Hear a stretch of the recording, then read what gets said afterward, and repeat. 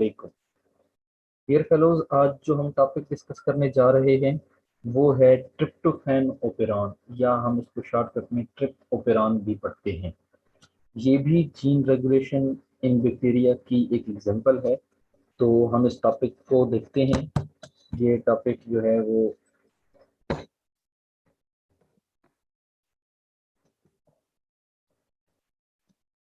जो हमारे टॉपिक के कंटेंट्स हैं वो क्या हैं। व्हाट इज ट्रिप ओपेरॉन या ट्रिप्टोफैन ओपेरॉन, ये है क्या, हम इसके बारे में डेफिनेशन पढ़ेंगे इसकी। इसका स्ट्रक्चर क्या है, इसकी रेगुलेशन किस तरीके से होती है।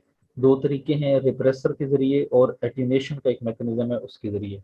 और एंड पे हम इस टॉपिक में देखेंगे कि इंड्यूसिबल और रिप्रेसिबल दो मैकेनिज्म होते हैं, इनका डिफरेंस क्या है। तो सबसे पहले हम आते हैं व्हाट इज ट्रिप्टोफैन ओपेरॉन। जैसा कि आप सब लोग जानते हैं, पिछले लेक्चर में हमने ओपेरॉन की डेफिनेशन पढ़ी थी कि ओपेरॉन जो है वो एक जीन्स का ग्रुप है, डिफरेंट जीन्स का ग्रुप है जो एक ही ट्रांसक्रिप्शनल यूनिट के कंट्रोल में होते हैं। तो ट्रिप्टोफैन ओपेरॉन भी इसी तरीके से जीन्स का एक ग्रुप है। इसका फंक्शन जो है वो बैक्टीरिया के अंदर एक अमाइनो एसिड होता है जिसे हम ट्रिप्टोफैन कहते हैं, उसको सिंथेसाइज करना है। The tryptophan operon found in bacteria is a group of genes that encode biosynthetic enzymes for the amino acid tryptophan. अब ये जो जीन है ये इस जीन की एक्सप्रेशन किस वक्त ऑन होती है और किस वक्त ऑफ होती है। सिंपल सी बात है, जब ट्रिप्टोफैन का लेवल बैक्टीरिया के अंदर कम हो जाता है तो वो इस जीन को ऑन करता है ताकि ट्रिप्टोफैन को बनाया जाए, और जब ट्रिप्टोफैन का लेवल हाई हो जाता है तो फिर बैक्टीरिया इस जीन को ऑफ कर देता है ताकि ट्रिप्टोफैन को न बनाया जाए क्योंकि वो अवेलेबल है।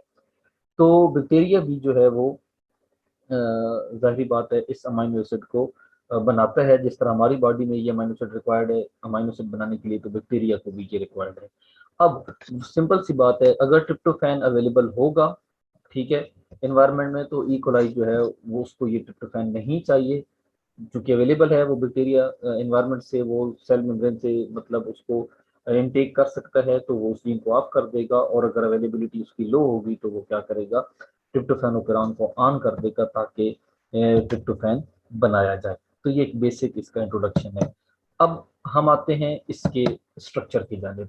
ट्रिप्टोफैन का स्ट्रक्चर क्या है, ये आपके सामने एक डायग्राम है। ये ब्लू सा, ये समझें कि एक जीन्स का ग्रुप है, ये जीन्स है सारे लाइन में लगी हुई हैं। और तकरीबन जो ट्रिप्टोफैन ओपेरॉन है ये 6 जीन्स का एक कॉम्बिनेशन है। कौन से 6 जीन्स, ये देखें। सबसे पहले tryptophan L gene, tryptophan E, tryptophan D, C, B and A. ये आपने लाइन में देखे कुछ जीन्स जो लाइन में मौजूद हैं। अब इसमें मजीद और क्या क्या चीज़ है, ये आपके सामने एक पी रीजन होगी डीएनए की, और ये एक ओ रीजन है। पी आपको पता है प्रोमोटर साइट होती है, और ओ जो है ये ऑपरेटर साइट होती है। ठीक है, ऑपरेटर यहाँ पे आके आरएनए पॉलीमरेज बाइंड करता है, डिफरेंट रिप्रेसर प्रोटीन बाइंड करती हैं, और प्रोमोटर जिनके साथ आरएनए पॉलीमरेज बाइंड करता है ताकि इसकी ट्रांसक्रिप्शन की जाए। अब इस जीन में जो ट्रिप्टोफैन एल है इसका रोल डिफरेंट है, और ये जो आगे आपको 5 जीन्स नजर आ रहे हैं ई से लेकर ए तक, इनका रोल जो है वो प्रोटीन बनाना है या वो चीज बनाना है जिसके जरिए ये ट्रिप्टोफैन अमाइनो एसिड बनता है। जबकि जो एल का रोल है, ट्रिप्टोफैन एल जीन, उसका रेगुलेटरी रोल है। ठीक है, हम देखते हैं कि इसका रेगुलेटरी रोल आगे क्या होगा। इसके बाद आपको शुरू में एक और जीन नजर आ रहा होगा, ट्रिप्टोफैन आर जीन, जो कि इस ट्रिप्टोफैन ओपेरॉन से पहले का है। आर मतलब रिप्रेसर। क्या मतलब होगा कि ये ट्रिप्टोफैन आर जो है इससे जो मैसेंजर आरएनए बनेगा, ये वाला देखें, ट्रिप्टोफैन आर से मैसेंजर आरएनए बन रहा है। इस मैसेंजर आरएनए से जो भी प्रोटीन बनेगी, ठीक है, मसलन ये देखें एक प्रोटीन बन रही है, तो ये प्रोटीन रिप्रेसर प्रोटीन होगी, और ये रिप्रेसर प्रोटीन क्या करेगी, आगे अगला जो जीन है ट्रिप्टोफैन आर, इसकी रिप्रेशन में रोल प्ले करेगी। हम आगे देखेंगे क्या इसका होगा। और बाकी इसमें हमने बात कर ली है कि प्रोमोटर और ऑपरेटर साइट भी इसमें अवेलेबल है। ये डिस्क्रिप्शन आप लिखी हुई है, आप यहाँ से पढ़ सकते हैं। तो ये जीन का स्ट्रक्चर है आपके सामने। ये आरएनए बना, मैसेंजर आरएनए, उस मैसेंजर आरएनए से आगे कुछ एंजाइम्स की सब यूनिट बने, ट्रांसलेशन हुई, और इस तरह एंजाइम ने अपना काम कंप्लीट किया। अब हम आते हैं रेगुलेशन ऑफ ट्रिप्टोफैन ओपेरॉन की जानिब कि ये रेगुलेट कैसे होगा। ट्रिप्टोफैन ओपेरॉन को जो है वो ट्रिप ओपेरॉन भी प्रोनाउंस किया जाता है, ये आपके सामने है। ठीक है, और हमने बात कर ली है कि ये 6 जीन्स हैं, स्ट्रक्चर की बात हमने कर ली है। और जो हमने शुरू में बात की थी कि ट्रिप्टोफैन आर जीन जो है वो इसका रेगुलेटरी रोल प्ले करेगा, रिप्रेसर प्रोटीन को बाइंड करेगा। अब दो तरीकों से ट्रिप्टोफैन ओपेरॉन की रेगुलेशन हो सकती है, एक रिप्रेसर मैकेनिज्म के जरिए और एक अटेन्यूएशन मैकेनिज्म के जरिए।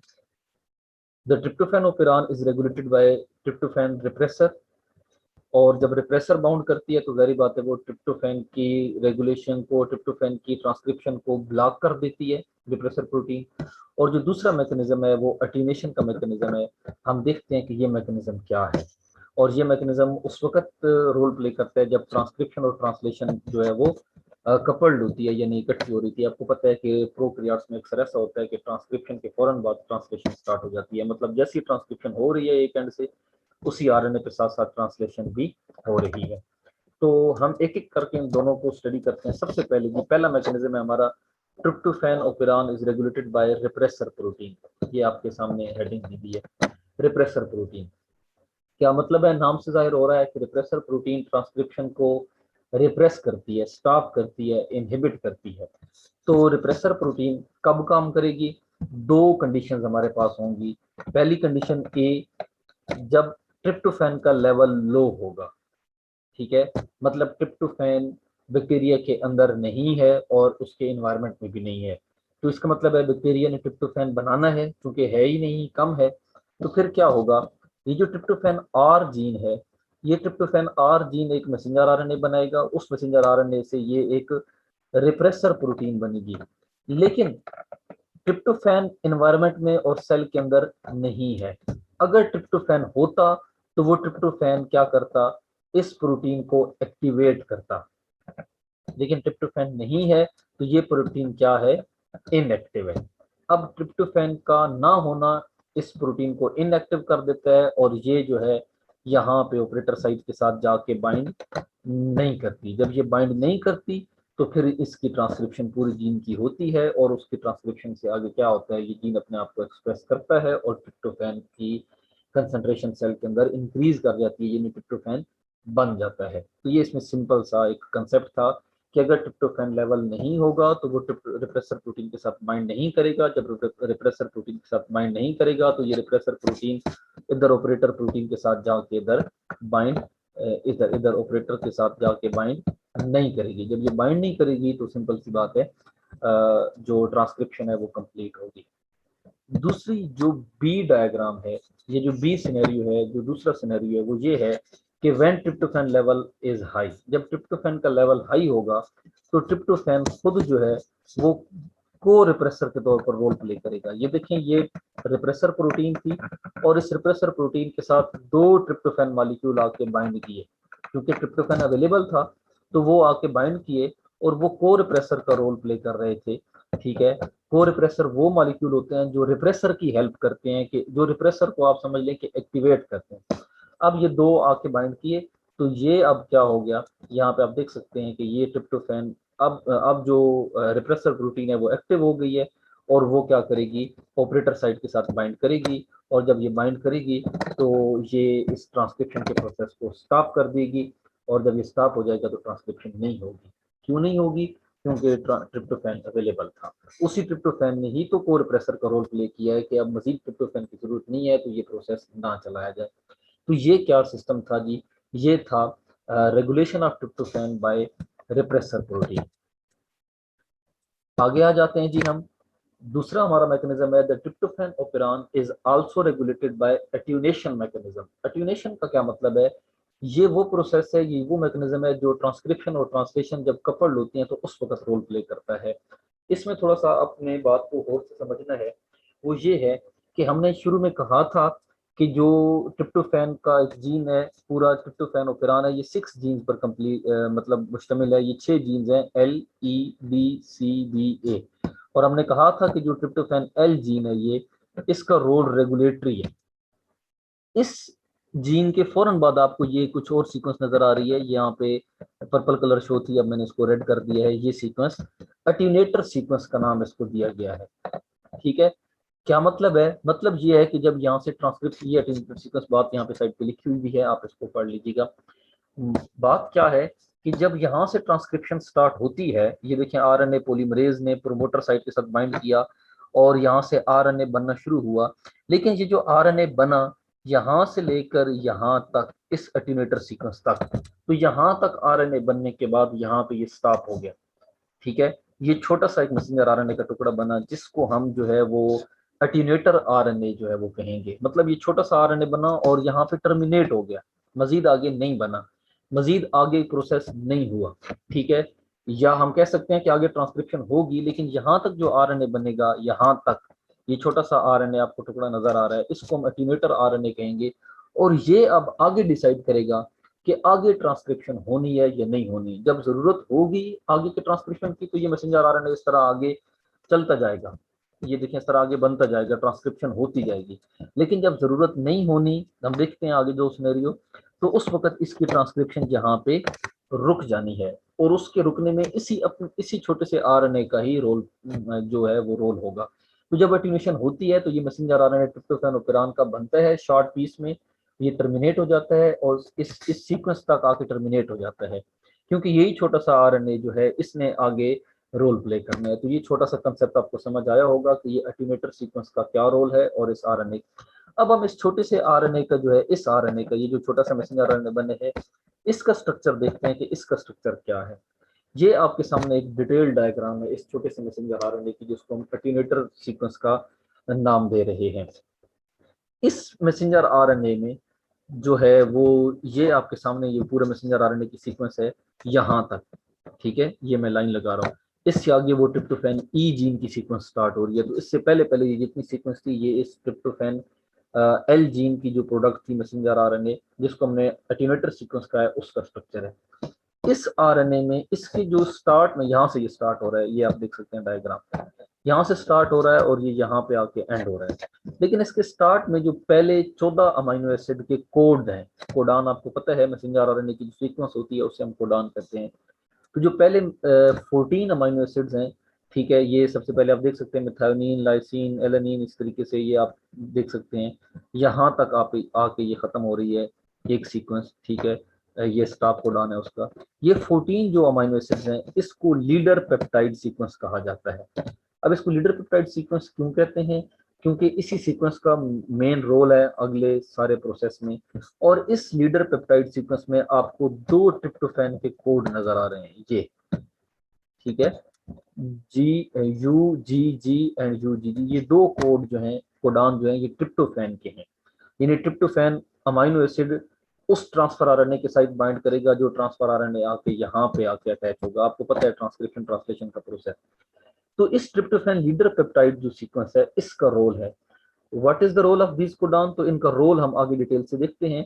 वो ये है कि ये 2 सेंसेस में रोल प्ले करते हैं कि क्या ट्रिप्टोफैन बनाना है या नहीं बनाना। एक तो इसका ये रोल है, उसको ये डिसाइड करते हैं। दूसरा, यही मैसेंजर आरएनए जो है ये डिफरेंट किस्म के स्टेम लूप्स बना रहे हैं, और ये स्टेम लूप्स किस किस्म के बन रहे हैं वो आपको इस डायग्राम से नजर आएगा। ठीक है, तो ये 2 बातें आपने याद रखनी है कि जो लीडर सीक्वेंस है इसके 2 रोल हैं।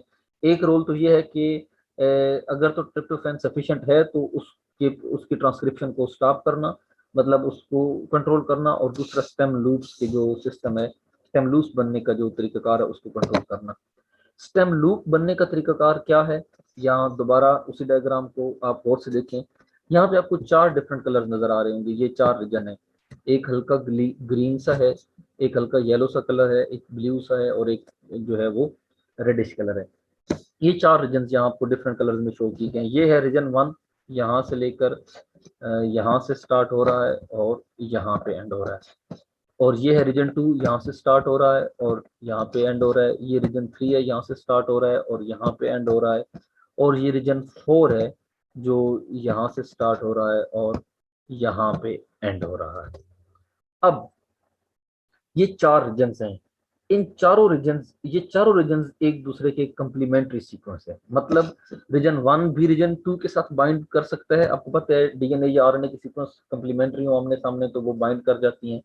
रीजन 1 जो है वो 2 की कंप्लीमेंट्री है, 2 3 की कंप्लीमेंट्री है और 3 4 की कंप्लीमेंट्री है। तो क्या ये चारों सीक्वेंस आपस में बॉन्ड बनाती होंगी? तो ऐसा बिल्कुल भी नहीं है।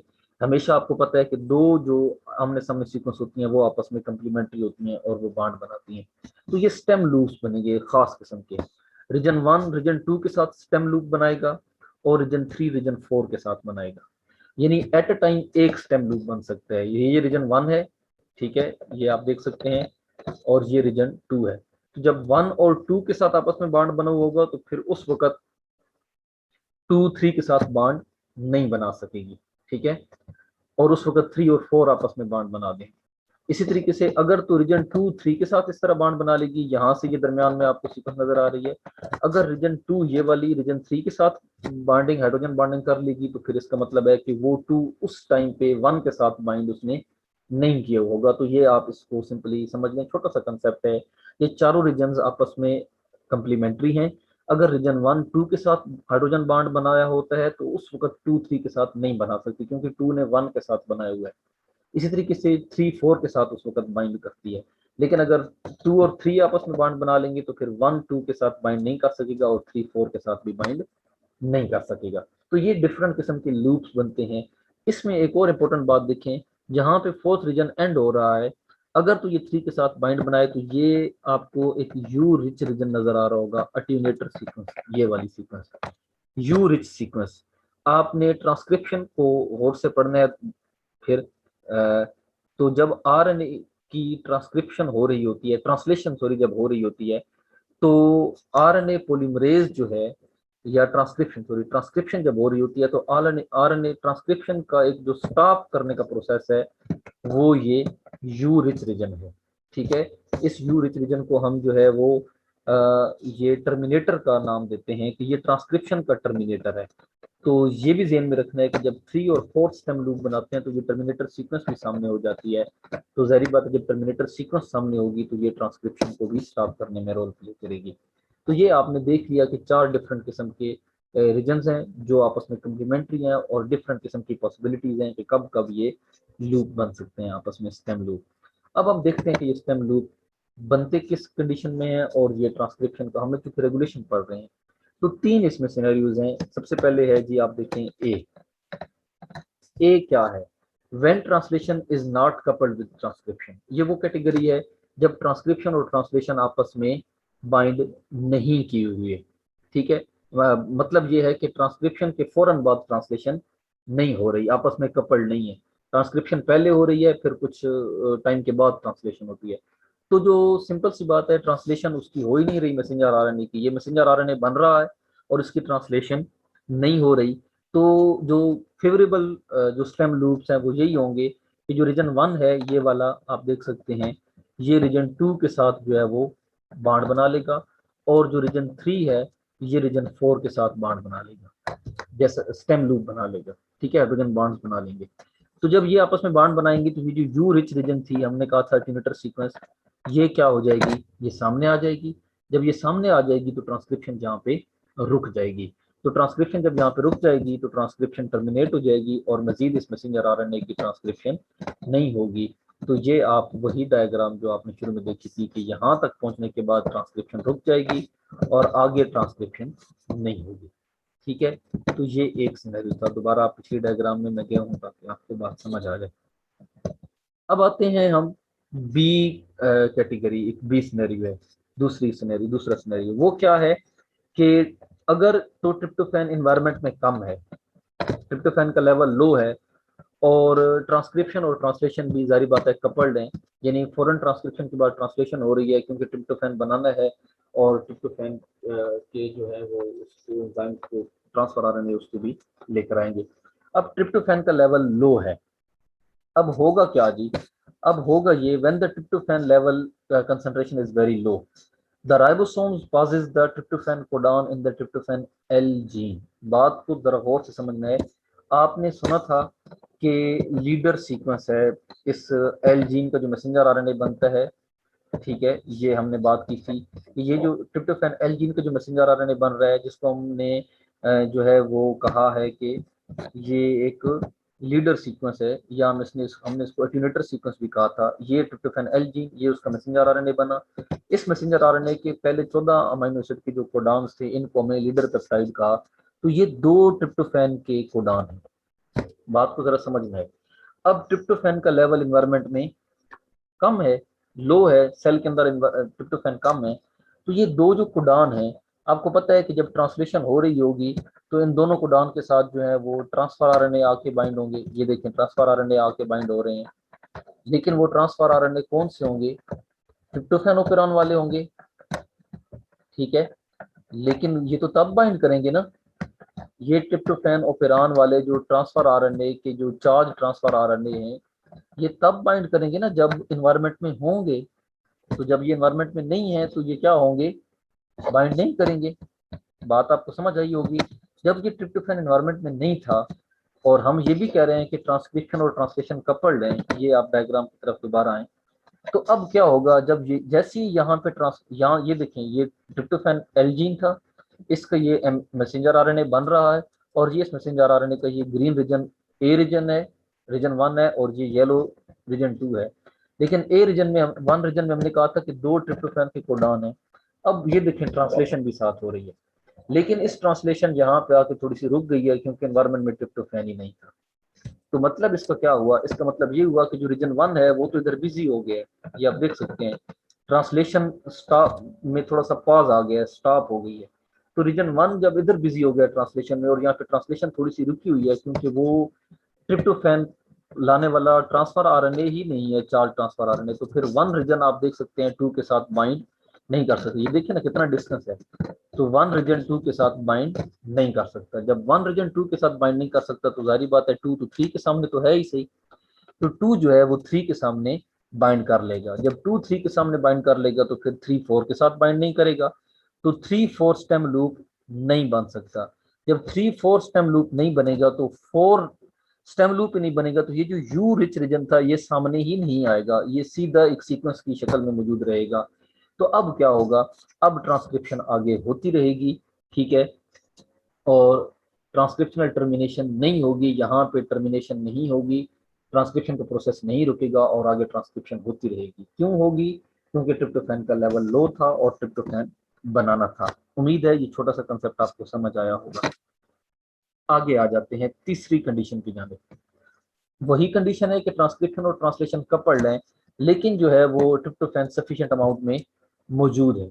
अब क्या होगा? जब ट्रिप्टोफैन सफिशिएंट अमाउंट में मौजूद होगा तो फिर क्या होगा? सेम कपल्ड है, ये जो 1 रीजन है, इस 1 रीजन में ये जो 2 कोडान थे ट्रिप्टोफैन के, इन कोडान्स की वजह से क्या हुआ कि ट्रिप्टोफैन आके यहाँ पे बाइंड कर गया। क्यों बाइंड कर गया? क्योंकि एनवायरमेंट में मौजूद था। ट्रांसफर आरएनए आके बाइंड कर जाएगा, वो ट्रांसफर आरएनए जिसके पास ट्रिप्टोफैन मौजूद थे, जब वो यहाँ पे बाइंड कर जाएंगे तो ट्रांसलेशन का प्रोसेस भी आगे चलता रहेगा, और ये ट्रांसलेशन का प्रोसेस 1 और 2 रीजन को बिजी रखेगा। ठीक है, वो बिजी इसलिए रखेगा क्योंकि जैसे ही ट्रांसक्रिप्शन हुई ये डीएनए से आरएनए बना, ठीक है, जैसे ही ट्रांसक्रिप्शन हुई डीएनए से आरएनए बना, और उस आरएनए की आगे आप देख सकते हैं ट्रांसलेशन स्टार्ट हो गई। तो वो 1 और 2 रीजन उस आरएनए के, वो जो एटीनेटर आरएनए था उसकी बिजी हो गया 1 और 2 रीजन, और 3 और 4 रीजन सामने आ गया, और ये 3 और 4 रीजन आपस में बाइंड कर देंगे। जब 3 और 4 रीजन बाइंड करेंगे तो आपको पता है कि ये वाली यू रिच रीजन जो है ये भी सामने आ जाएगी, ये भी शो हो जाएगी। जैसे ही ये शो होगी तो यहाँ पे आपको पता है ये तो अटीनेटर सीक्वेंस है, ये तो टर्मिनेशन सीक्वेंस है, और ये ट्रांसक्रिप्शन को स्टॉप कर देगी, और मजीद पूरा जीन आगे ट्रांसक्राइब नहीं होगा। ठीक है, बात आपको समझ आ चुकी होगी। ठीक है, ये मैं दोबारा उस पिछले डायग्राम पे जाता हूँ, यहीं पे चले। तो ये 3 और 4 रीजन जब आपस में बाइंड करेंगे तो ये यू रिच रीजन सामने आ जाएगा, और यहाँ पे ट्रांसक्रिप्शन स्टॉप हो जाएगी, और आगे अगले जीन की मजीद ट्रांसक्रिप्शन नहीं होगी। क्यों नहीं होगी? सिंपल सी बात है, ये वाला जीन आगे ट्रांसक्राइब नहीं होगा। क्यों नहीं होगा? क्योंकि ट्रिप्टोफैन पहले से अवेलेबल है। तो ये एक ये कंसेप्चुअल सी एक बात थी। उम्मीद है आपका कंसेप्ट क्लियर हुआ होगा। आखिरी जो इसमें छोटी सी बात है वो ये है कि जब हम लैक ओपेरान को भी स्टडी करें और ट्रिप्टोफैन ओपेरान को भी स्टडी करें तो हमारे सामने दो बातें आती हैं।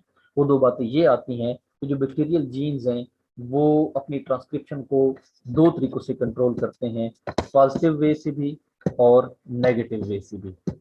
अब पॉजिटिव वे से और नेगेटिव वे से कैसे कंट्रोल करते हैं? पॉजिटिव का मतलब है कि वो तरीकाकार जिसके जरिए किसी ओपेरान की ट्रांसक्रिप्शन को मजीद एक्टिवेट किया जाए, इंक्रीज किया जाए, तो हम इसको कहते हैं पॉजिटिव वे। और वो तरीक़ेकार जिसमें किसी ट्रांसक्रिप्शन की जो ओपेरान की ट्रांसक्रिप्शन है उसको रिड्यूस किया जाए, तो ये नेगेटिव वे है। एग्जांपल हम ले तो जो हमारे पास लैक ओपेरान है ये इंड्यूसिबल सिस्टम के जरिए कंट्रोल हो रहा है। यानी लैक ऑपेरान में जो लेक्टोजन है, ठीक है, लेक्टोज है, सॉरी लेक्टोजन नहीं, लेक्टोज जो शुगर मॉलिक्यूल है वो खुद एक्टिवेट का रोल प्ले करता है और वो ट्रांसक्रिप्शन को एक्टिवेट करता है, मतलब पॉजिटिव वे। जबकि ट्रिप्टोफैन ओपेरान को हम देखें तो ये रिप्रेसिबल ओपेरान है, यानी ट्रिप्टोफैन जो खुद एक इसकी प्रोडक्ट है वो खुद रिप्रेसर का रोल प्ले करते हैं। लैक ओपेरान में जो प्रोडक्ट है वो शुगर है, वो एक्टिवेटर का रोल प्ले कर रहा है। ट्रिप्टोफैन ओपेरान में जो ट्रिप्टोफैन जो इस जीन की प्रोडक्ट है वो रिप्रेसर या को रिप्रेसर का रोल प्ले कर रहा है और ट्रांसक्रिप्शन को ऑफ करता है। तो ये इसको हम पॉजिटिव और नेगेटिव में, तो हम अगर इनका कंपैरिजन देखें इंड्यूसिबल मैकेनिज्म और रिप्रेसिबल मैकेनिज्म का, तो ये सिंपल सा दोनों का मैकेनिज्म है कि वो इंड्यूसिबल मैकेनिज्म उन जीन्स में होता है जिन जीन्स की या जिन ओपेरान की वो प्रोटीन्स बनती हैं जो प्रोटीन कैटाबोलिज्म में रोल प्ले कर रहे हैं। यानी जो किसी मॉलिक्यूल की कैटाबोलिज्म कैटाबॉलिक रोल है जिन प्रोटीन्स का, उन प्रोटीन्स के ओपेरान जो है वो इंड्यूसिबल मैनर से कंट्रोल होते हैं। और वो जीन्स वो प्रोटीन्स जिनका रोल एनाबॉलिक है वो रिप्रेसिबल मैकेनिज्म के जरिए कंट्रोल होती है। सिंपल सी बात। तो ये पहला डिफरेंस आ गया। दूसरा डिफरेंस, जो मॉलिक्यूल टूटता है, ब्रोकन डाउन जिसकी होती है, वो मॉलिक्यूल खुद इंड्यूसर का रोल प्ले करता है। यानी उस जीन की जो प्रोडक्ट होती है, उस कैटाबोलिज्म की जो प्रोडक्ट होती है, वो मॉलिक्यूल खुद इंड्यूसर का रोल प्ले करता है और ट्रांसक्रिप्शन को इंक्रीज करता है। जबकि यहाँ पे वो जो सब्सटेंस, वो जो मॉलिक्यूल, वो जो प्रोडक्ट होती है उस प्रोटीन की, वो रिप्रेसर का रोल प्ले करता है, यानी ट्रांसक्रिप्शन को वो इनहिबिट करता है। अगर हम इसकी एग्जांपल लें तो वही दोबारा पिछला जो टॉपिक था लैक ओपेरान का, उसमें जो एलोलेक्टोज है, लैक्टोज की जो प्रोडक्ट है वो इंड्यूसर का रोल प्ले करती है, और यहाँ पे ट्रिप्टोफैन खुद को रिप्रेसर का रोल प्ले करता है ट्रिप्टोफैन ओपेरान में, और ये रिप्रेसर के साथ प्रोटीन को बाइंड करके जो है वो उसको को रिप्रेसर उसकी हेल्प करते हैं, रिप्रेसर प्रोटीन की। तो इंड्यूसिबल जो रेगुलेशन है ये बैक्टीरिया को इस काबिल बनाती है कि वो अपने उस जीन को एक्सप्रेस करे, मजीद जितना उसको जरूरत है इतना वो मजीद अपने आप को एक्सप्रेस करे। जबकि जो रिप्रेसिबल रिप्रेशन है ये बैक्टीरिया को इस काबिल बनाती है कि वो उस जीन को एक्सप्रेस ना करे, उसकी ओवर प्रोडक्शन को प्रिवेंट करे, रोके। तो ये दो जो है ये मैकेनिज्म है। इन दोनों जीन्स की आप डिटेल से एग्जांपल जो है इन दोनों मैकेनिज्म की आप पढ़ चुके हैं। उम्मीद है आपको ये लेक्चर जो है वो समझ आया होगा। तो प्लीज़ जो है वो ये चैनल सब्सक्राइब करें। डिफरेंट टॉपिक्स के लेक्चर्स जो हैं उसमें आपको फ़ायदा होगा इन लेक्चर से।